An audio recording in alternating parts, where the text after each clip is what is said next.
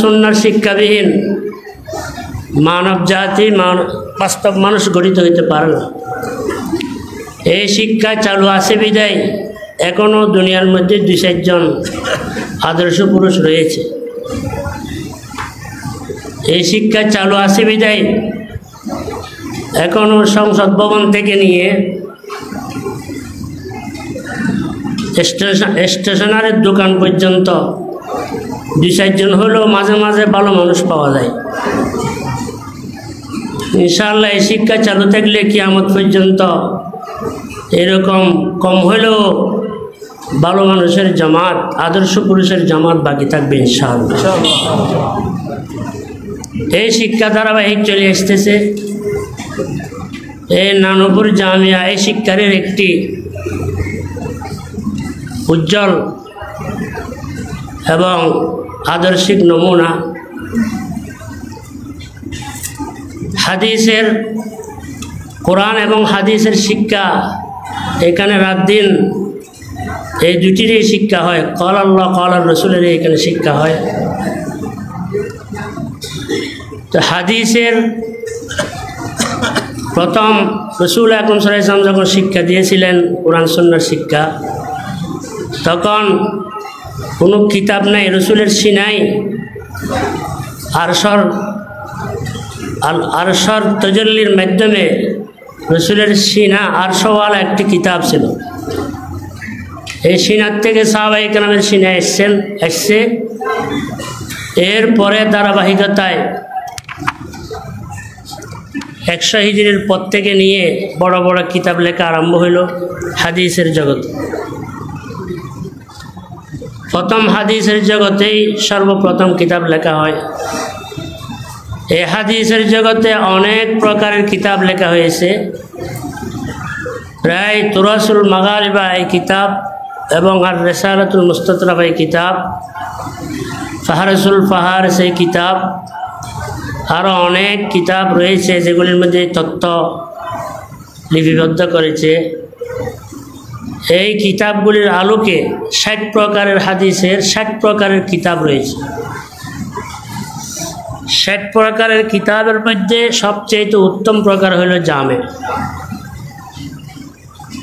এই জামে হাদিসের ওই কিতাবকে বলা হয় যে কিতাবের মধ্যে দ্বীনের মৌলিক সব বিষয় আলোচনা করা হয়, সেই কিতাবকে জামে বলা হয়। এই জামে হিসাব করে দেখা হলো যেগুলো সূত্র ভিত্তিক লেখা হয়েছে, সনদ ভিত্তিক লেখা হয়েছে, সেরকম জামে প্রায় 90-এর উপরে জামে আছে। এই জামের মধ্যে আবার সবচেয়ে উত্তম জামে হলো এই সহিহ বুখারী। এটা জামের মধ্যে সবচেয়ে উত্তম জামে। শুধু জামের মধ্যে নয়, 900 হিজরির গবেষক আল্লামা কাজী ইউসুফ রহিমাহুল্লাহ উনি বলেন আসমানের নিচে জমিনের উপরে মা তাহতা আদিমিস সামা আসহু কিতাবান বাদা কিতাবিল্লাহি মিন জামিল বুখারী আও কামা ক্বাল। আসমানের নিচে জমিনের উপরে কিতাবুল্লাহর পর সবচেয়ে আসহ কিতাব হলো সহিহ বুখারী, বিশুদ্ধ কিতাব হলো সহিহ বুখারী। এই কিতাবের দরস সারা বিশ্বের ঐতিহাসিক সমস্ত ইউনিভার্সিটি, জামিয়া, মাদারিসগুলোর মধ্যে এটার শিক্ষা হয়। এখানেও এই শিক্ষা আজকে 51 বছর ধরে, আজকে 51 বছর আমরা পদার্পণ করলাম, এই শিক্ষা হয়ে চালু হয়ে আসছে। এই কিতাবের মধ্যে 97টি অধ্যায় রয়েছে, 3961টি মতান্তরে 21টি অনুচ্ছেদ রয়েছে। এই কিতাবের সর্বপ্রথম অধ্যায় হলো কিতাবুল ঈমান। আর শেষ অধ্যায় হলো কিতাবুত তাওহীদ। ইমামে বুখারী এই কিতাবের মধ্যে ৯৭টি অধ্যায়ের মধ্যে প্রথম অধ্যায় কিতাবুল ঈমান, শেষ অধ্যায়ে রেখেছেন কিতাবুত তাওহীদ। এভাবে করে উনি আমরা সকল উম্মতকে একটা শিক্ষা দিয়েছেন যে মানুষের কল্যাণ নির্ভর করে ঈমানের উপর। ঈমানবিহীন যতই ভালো হোক তার এই ভালোর মূল্য নেই। ঈমানবিহীন কোনো ভালো কাজের মূল্য আল্লাহর দরবারে নেই। ঈমান হচ্ছে সমস্ত কামিয়াবি সফলতার মূল। উনি সেইটার দিকে ইঙ্গিত করে শুরু কিতাব কিতাবুল ঈমান এবং শেষ কিতাব কিতাবুত তাওহীদ, যেটা ঈমানের ৬টি রুকুনের সবচেয়ে বড় রুকুন তাওহীদ, এটা দিয়ে শেষ করেছে। আজকে আমরা মুসলমান অবনতির দিকে কেন? আমাদের সফলতার মূল যেটা ঈমান ছিল এটার মধ্যে দুর্বলতার কারণ। আমরা সাধারণ স্বার্থের জন্য ঈমান বিক্রি করে ফেলি, আমার ক্ষমতার জন্য ঈমান বিক্রি করে ফেলি, সামান্য দুনিয়ার এই নিম্ন টাকা পয়সার জন্য ঈমান বিক্রি করে ফেলি।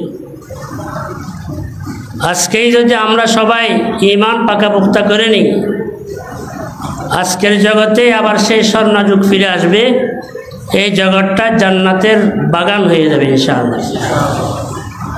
আমরা ঈমান মজবুত রাখতে হবে। এখন তো আমাদের অবস্থা এমন হয়েছে, काबा का हज भी किया, गंगा का स्नान भी, राजी रहे रहमान भी, खुश रहे शैतान भी। আমাদের অবস্থা এমন হয়েছে,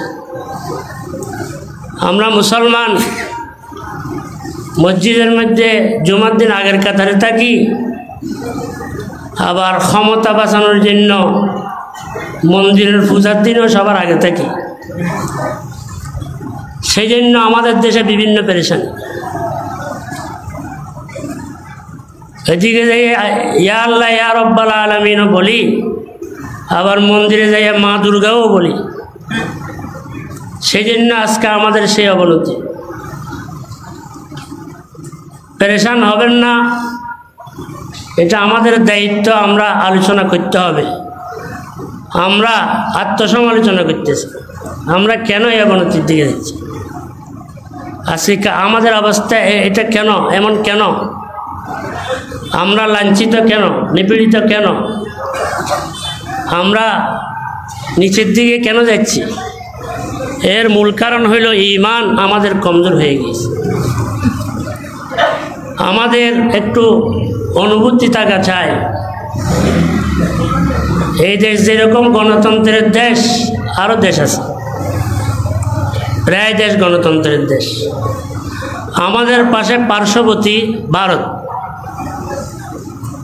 ভারতের মধ্যে কোনো এখন প্রধানমন্ত্রী হইলেন মোদি।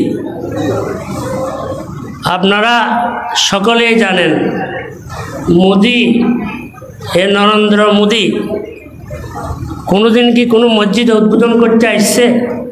উনিও তো গণতন্ত্রের রাষ্ট্রের এই প্রধানমন্ত্রী। বরং মসজিদ উদ্বোধন করা নয়, বরং মসজিদ শত শত মসজিদ ভেঙে ফেলছে। কিন্তু আমরা মুসলমান হয়ে, মুসলমান রাষ্ট্র হয়ে আমাদের প্রতিনিধি মন্ত্রীরা কেমনে মন্দিরে গিয়ে মা দুর্গা বলে? আমাদের তো একটু লজ্জা থাকা চাই, অনুমতি থাকা চাই। আমরা কোন দেশে বাস করতেছি? আমাদের ঈমানি চেতনা কোথায় গেল? तौहीद की अमानत सीनों में है हमारी, आशा नहीं मिटाना नाम निशा हमारा। এই অনুভূতি আমাদের কই গেল? চলুন ইমাম বুখারীর এই বুখারী হাদিসের শিক্ষা আমরা আবার নতুনভাবে নিই।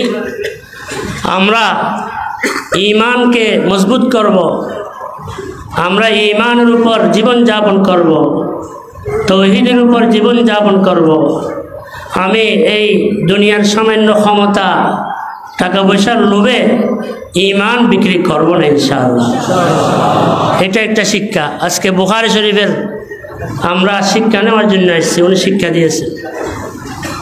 ঈমান আমাদের মজবুত রাখতে হবে। আমাদের আসল সম্পদ ঈমান, আমাদের আসল মূলধন ঈমান। মাছের জন্য পানিবিহীন মাছকে যত নিয়ামতে খাওয়ানো হোক, পানির থেকে আলোক করা হইলে মাছের জন্য মৃত্যু ধ্বংস অনিবার্য, সেরকম মুসলমানের যতই ক্ষমতা হোক, যতই টাকা পয়সা হোক, যতই বিত্তশালী হোক, যতই ডিগ্রিদারি হোক, মুসলমানের আসল যেটার উপর জীবন বাঁচবে সেটার মূলধন হইল ঈমান। মাছের জন্য পানির মতো মুসলমানের ঈমান। ঈমানবিহীন যত উপরে যাক, এই মুসলমানের জন্য দর্শ অনিবার্য। সেই জন্য আমরা সকলেই চলেন, আমরা জান বিন্দু পরিমাণ জান থাকা পর্যন্ত আমরা আল্লাহর তৌহিদ এবং ঈমানের উপর সবাই অটল থাকবো ইনশাআল্লাহ। এটা ইমাম বুখারীর প্রথম শুরু আর শেষ অধ্যায় দিয়ে শিক্ষা দিলেন। এই শেষ অধ্যায়ের মধ্যে 58টি অনুচ্ছেদ রয়েছে।